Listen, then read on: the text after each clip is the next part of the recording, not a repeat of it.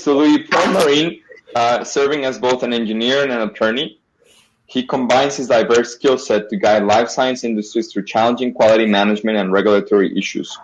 In 2010, he founded LOK North America, where he has since been contributing to the quality management certifications as well as regulatory and market approvals of innovative medical devices worldwide, most notably throughout Canada, North America, and Europe.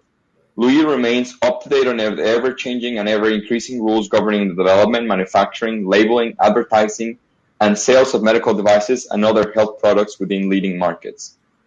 Louis, welcome, and we look forward to hearing your presentation. Hello, everyone.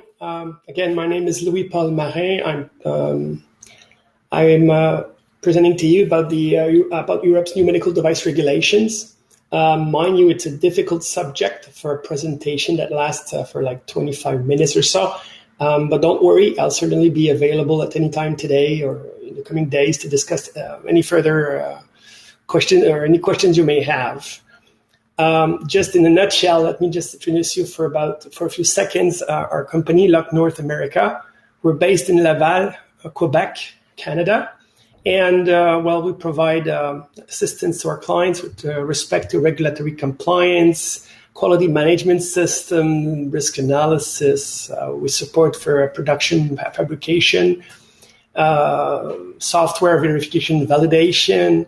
We also offer a bit of commercial support to the extent we can link people with distributors and help with the contracts, and also support our clients with clinical evaluations.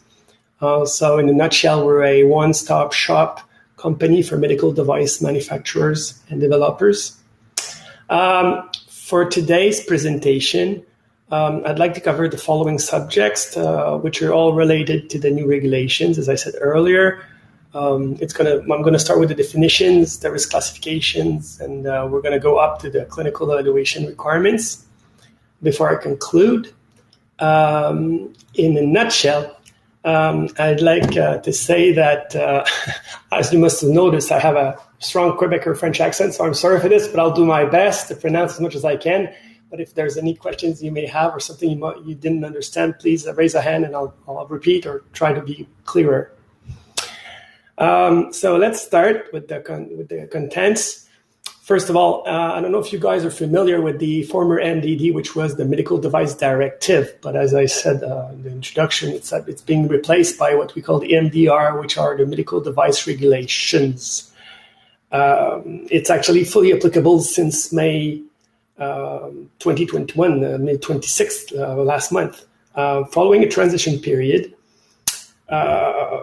Although product approvals under the former MDD can potentially remain in force until 2024, so it depends on the dates of your certificate and so forth. In contrast to the directives, the regulations are legally binding and enforced across all member states, meaning they are directly applicable, and while they do not need to be transposed into national law. That will therefore reduce the risks of discrepancies in interpretation, across the markets, which is a good thing, we hope. In a nutshell, as you can see, the MDR is much longer, a lot more extensive in terms of descriptions and articles. Just if you look at the definitions, for instance, we got about 71 definitions in the MDR, as opposed to 14 in the former MDD. So it's really a more complex, more elaborated document, and hopefully that will serve the industry in general. If you just want to put in your mindset how this was done, what's within the medical device regulation, it's actually a combination of the former directives, which were the MDD, the Medical Device Directive, and the Active Implementable Medical Device Directive. So they've been merged together into the MDR. The IVDs are actually being also dealt with, but again, as it was before, in a separate document that is the in vitro diagnostic device regulations. In a nutshell, the MDR applies to medical devices that come into direct contact with humans. It covers, again, everything from bandages, catheters, to implants, colored contact lenses, Some diagnostic and monitoring devices also are within the scope. What should I say? Oh yeah, very important to note that everything starts from scratch. The MDR is actually, everything is reassessed. There's no grandfathering provisions, meaning that medical devices that have been certified under the MDD or the AMDD must be recertified according to the new regulation requirements. As I said earlier, though, devices with valid certificates issued under the current directive can still be placed on the market for a while, for as long as their certificates are being valid, up and until the latest is actually May 2024. But this is also provided that no significant change in design or intended use purpose is made. Otherwise, if a change is made, significant change or design or intended purpose is made, then we have to go through the MDR process. The MDD will not suffice. So it's really a goal to re-coordinate things here.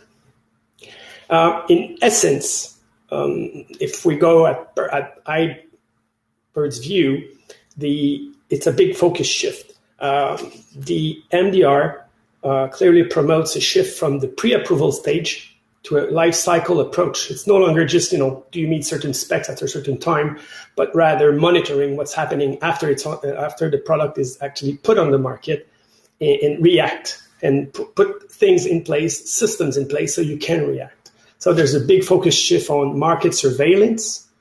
And also it elevates the responsibilities of medical device companies for their product throughout the life cycle. It's actually an approach which is very similar to the life cycle views advocated by the US FDA or even Health Canada here. There's also a big shift to harmonization and consolidation. Guidance on authorized representation, clinical evaluation, vigilance, post-market clinical follow-up, they all have been integrated into the MDR. The former MedDevs, the directives, they're no longer binding, legally binding, but are implemented mostly in the MDR. That changes and reduces the flexibility and interpretation. And I think for the industry, it's good because it gives some directions which are more clearer. And also, very importantly, and I'll discuss this later, the MDR extends its application on all economic operators in the supply chain. So you'll see some provisions regarding the authorized representatives, the importers, and the distributors specifically, and that entails a lot of things that I'll discuss later. Let's start discussing about the main themes of the regulation. First of all, and always, as a lawyer, always resurface at one point, and you need to always look at the text and the definitions first. And an important thing here is to discuss the definition of a medical device. In the new MDR, certain words have been added, as you can see here, as highlighted in the orange font. What I'd like to stress out is if you look, some products have been added, right? To broaden the range of products that are covered, or so products specifically intended for the cleaning and disinfection, for instance, have been added clearly. Also, products without an intended medical purpose are covered.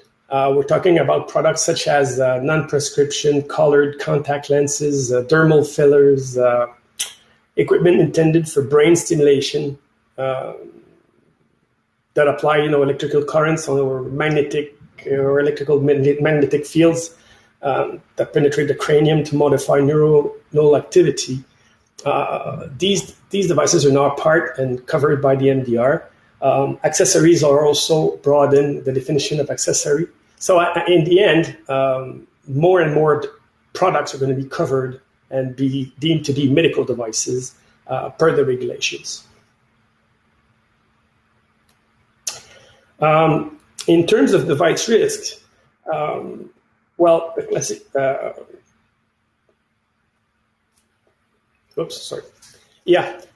So the classification remains essentially the same. hasn't changed much. Although we have more and more classification rules.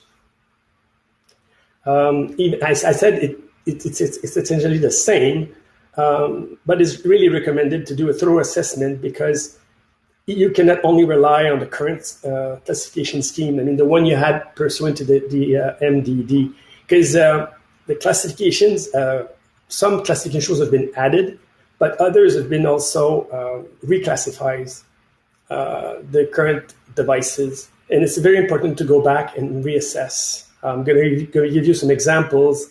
The MDR considers surgical meshes as class 3s. And there's a new rule, Rule 11, for classification of software. And really, software now can fall under any risk class, which is very important to consider, with class 1 now being the exception. So it really changed a lot, and that's important to reconsider. In a nutshell, for those who are less familiar, if you compare the classification of the product in Europe as opposed to the one in the US and Canada, that's how it goes. Basically, the Canadian rules are based upon the Europeans, and in a nutshell, that's how it's represented. And that's why Canada and Europe are pretty much aligned in terms of classification for, let's say, 85% of the classification of all the devices. And in the US, because they only have 3 classes, well, it changes a bit.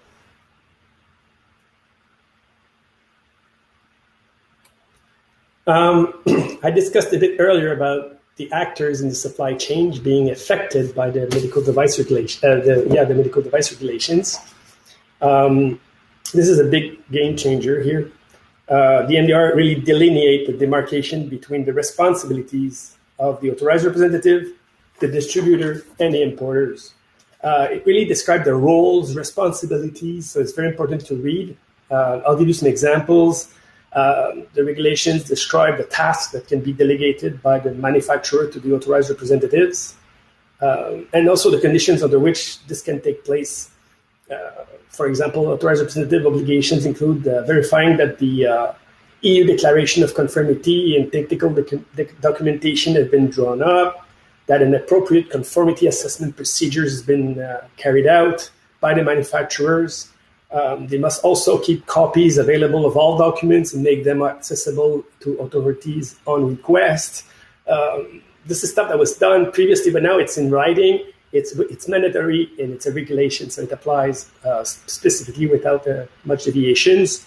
Distributors, other examples, distributors and importers must cooperate with manufacturers or authorized representative to achieve an appropriate level of traceability of devices. They're involved with putting certain information within the databases, which I will discuss later.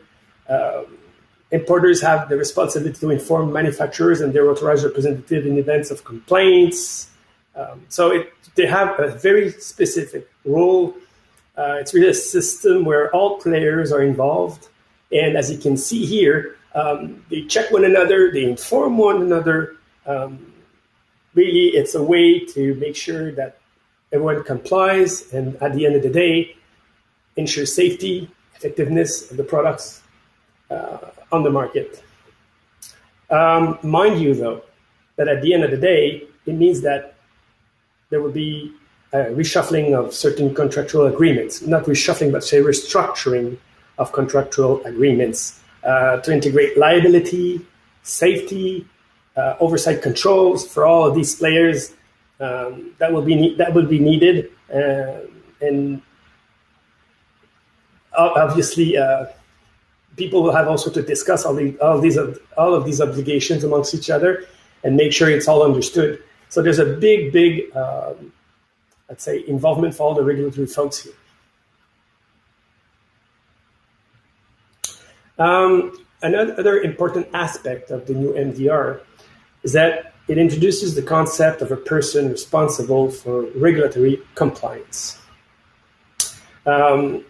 This role has to be filled by a highly educated and experienced person, as it is intended to safeguard regulatory compliance within the manufacturer. It's really expressed in details in the regulations, but just concretely speaking, this person is responsible for the conformity of the devices, make sure it's appropriately checked in accordance with the quality management system under which it is actually manufactured before it is released, the technical documentation, and the EU Declaration of Conformity.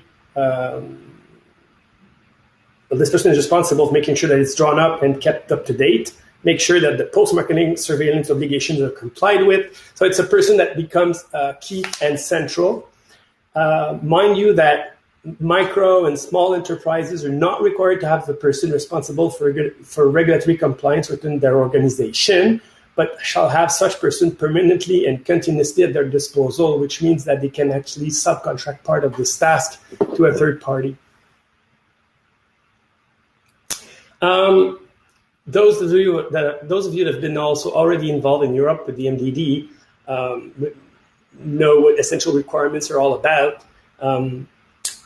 This is still a requirement, but they are now called general safety and performance requirements.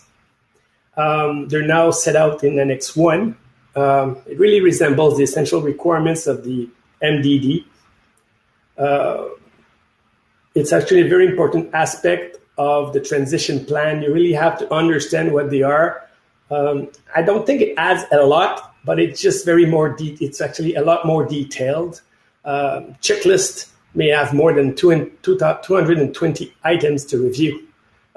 So it's a big thing, it's a big focus. It's something that was done quickly before, and now it takes a lot of time just to detail and make sure we comply with every single item on the list. And amongst the essential requirements, I'd say there's a new layer that's been added, which is called common specifications. I will encourage you to read the documentation specifically in the guide, in the medical device regulations for this. It's specifically laid out. It's actually defined in Article 9. It's a technical or clinical requirements other than standard that provide a means of complying with the legal obligations applicable to a device, process, or system. To me, it's very similar to what we call special controls in the US. They will be adopted where no harmonized standards exist or where relevant harmonized standards may not be sufficient or where there is a need to address a specific public concern. So it's a layer that's been added. Obviously, the moment you can declare conformity of your device with common specs, then it shall be presumed to be in conformity with the relevant requirements. So I would really encourage you to monitor the guidances that are going to be released on this subject in the coming months. I think it's going to play a role here, mostly also for products that are medical devices, but have no medical purpose, as the one as I explained earlier, that are added as new medical devices or that are now covered by the medical device regulations as medical devices. They will be mostly covered by these common specifications. So that's going to be this will certainly play a big role going forward. There's always a challenge, as you know, to keep track of devices placed on a territory with borderless markets, such as Europe.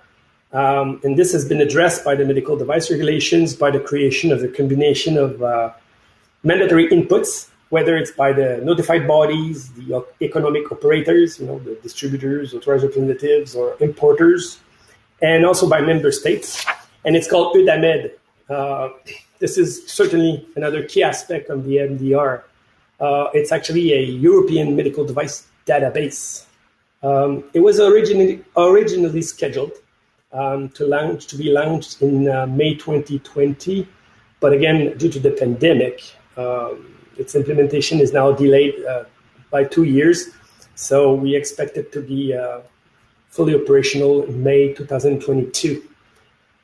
This database, EUMED, is really expected to play a central role in making data available and increasing both the quantity and quality of the data. The implementation is pursued with a goal really to enhance transparency and give better access to information to the public as well as healthcare professionals. It's really important here because right now, most of the data that were put on the database with EUMED were actually only accessible to competent authorities or notified bodies. So I think this central repository will be very useful. Mind you that now it's going to be a lot broader in terms of what it's going to cover. We're now talking about 7 databases. And as I said, part of it will be publicly accessible. So you'll have one for the registration of the devices, one for the unique device identifiers, the registration of economic operators. This will now be disclosed. Notified bodies, clinical investigation, vigilance, and post-market surveillance, market surveillance. So EUMED will be used by competent authorities and notified bodies, and will certainly include a greater level of details related to each product. This is now it's new, but it's going to be turned into an overall transparency tool, which will be, I think, again, very useful for the industry. What else should I say? Well, that's about what I wanted to cover here. For conformity assessment, I won't spend much time on this. Hasn't changed much from what we had under the former MDD. It still varies according to the risk class. Apart from the risk classification, again, certain features may influence the conformity assessment procedure, but it hasn't changed much. There's a new clinical evaluation consultation procedure for Class 3 implantable devices, though, and certain Class 2B devices to be carried out by an independent expert panel. And the notified body will have to take into consideration the scientific opinion expressed by the expert panel. But other than that, I think it's very, very similar. Very important here is and this is a big change, is the role played by the notified bodies. So people are saying that it's by far the greatest change, by the way. In the past, there have been concerns expressed by the lack of detail in the MDD on the rules for notified bodies. Can tell you that in the MDR, it's actually addressed, and all these concerns are dealt with in great details. As a result, the regulations are more tighter, mostly regarding their assessment, and they will be granted more power, like unannounced audit, simple checks, rotation of notified body staff carrying out assessment will ensure more consistent compliance against the new MDR. So I'm looking forward to a lot of changes here. Long queuing because they're going to be fewer, and in-depth technical file assessments. This has yet to be experienced under the MDD. So this is very new, and they might even go to product testing in certain instances. So I think they're going to play a big role here, and hopefully this will be well managed and clearer in terms of the obligations they will have and the power they will have, because it's already embedded in the MDR. For quality system requirements, the MDR contains explicit requirements. While ISO 13485 is not required specifically under the MDR, well, it is certainly the standard to which everyone should refer, as it is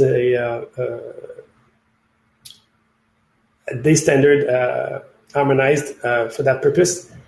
Notified bodies are required to perform yearly assessment, by the way, of QMS and an unannounced inspection at least once every 5 years. So that's important to note.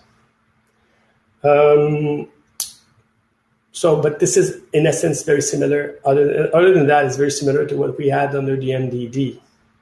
Then we can talk about post-market surveillance. I did incorporate the definition as provided in the MDR. Each device manufacturer is required to plan, establish, document, implement, maintain, and update a post-market surveillance system intended for gathering and analyzing information with the aim of deciding about preventing and corrective actions. This implies a lot, mostly that information must be collected, analyzed about incidents and adverse events, trend reporting, relevant literature, information from users, and publicly available information about similar devices. It's a lot. It's a big task. In terms of documentation, it's been translated into post-market surveillance system, post-market surveillance reports, and periodic safety update reports. So these documents are well described. The requirements are also laid out in the MDR, and this is going to play a big role. And I'm telling you, this will render our friends from the regulatory departments very, very busy. In a nutshell, also, I can tell you, sorry, I'm just going to come back for a sec. The periodic safety update reports are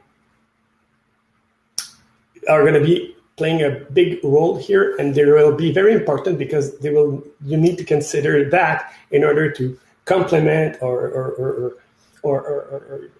assess the results from your clinical evaluation. So it's very, very important. And having been involved in a few files already, I can tell you that this is going to be it's going to be a key document going forward. In terms of clinical evaluation, I can tell you that it's going to be the clinical evaluation and clinical investigation become far more prominent under the MDR. Under the new rules, actually, development and submission of a clinical evaluation report is now becoming mandatory for all classes of devices. It's very important and necessary to demonstrate the scientific validity of data, including statistics and methodological quality. So the clinical evaluations, the clinical evaluation reports are becoming a big task. They need to be scrutinized by the team. It's actually now becoming, I would say, a mixture of the former MedDev 2.7 and ISO 14155, although these two documents have been now incorporated into the MDR. I can tell you that the new rule states that the device manufacturer can demonstrate equivalence rather than performing a clinical investigation. But while this opportunity sounds promising, it is necessary for the device corporation to ensure equivalence is properly documented and to follow specific conditions, such as the establishment of a contract between both companies, explicitly allowing the manufacturer of the second device full and ongoing access to the technical documentation of the first device. So I'm telling you, it's going to be, a big task to get to that point. So I'm not sure it's going to be feasible anymore. And so that's something to consider. Also, in addition, clinical and regulatory teams will really need to demonstrate equivalence and justify to their notified body that clinical evaluation for the original device has been performed in compliance with the MDR, which is not always easy as well. So that's, in a nutshell, what it means is clinical evaluation will be key, and clinical data on your own devices will become routine as opposed to what it was under the former MDD.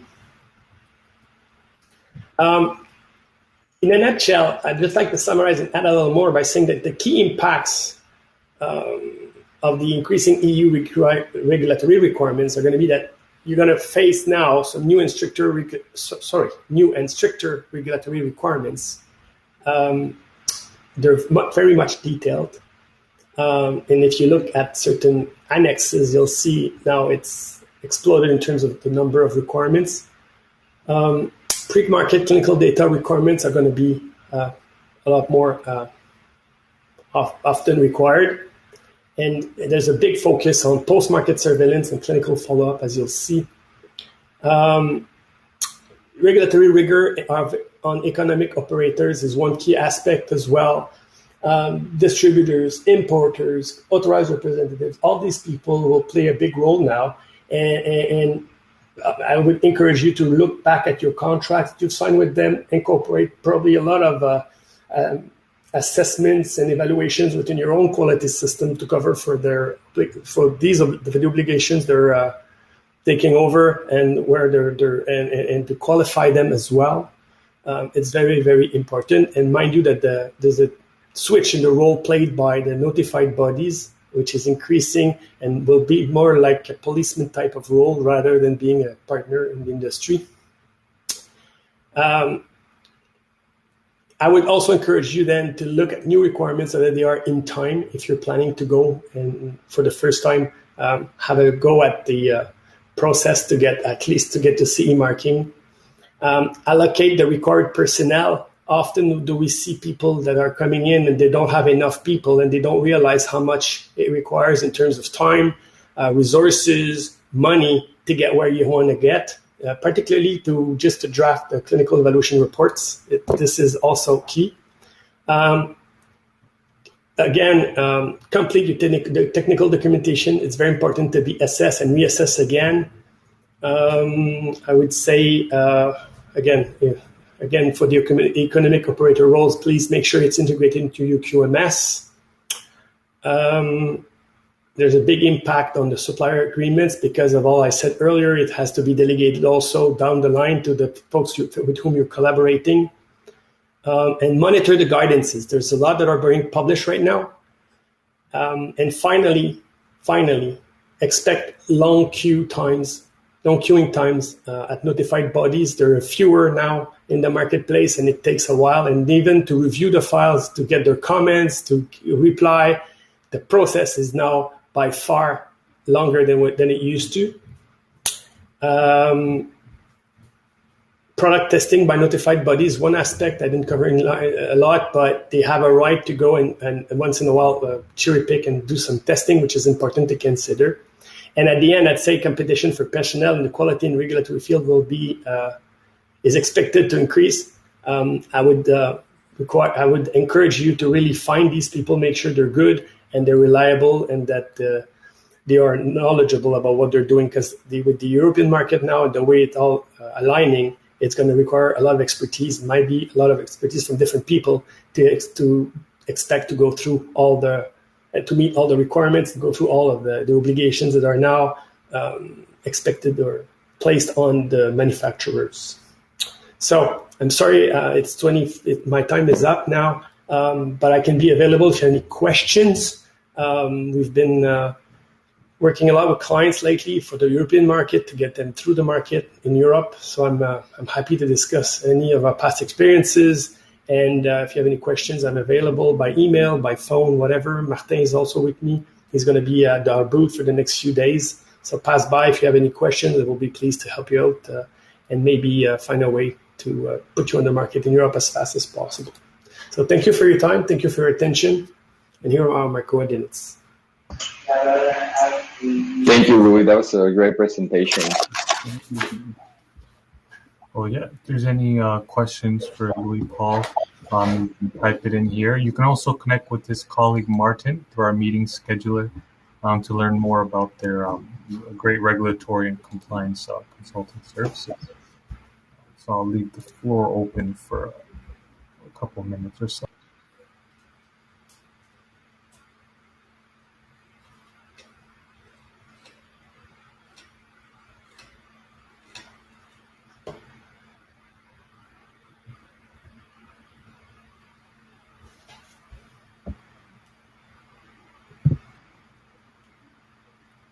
Okay, then. So, yeah, thank you so much for Louis Paul for your great presentation. See you again for your time.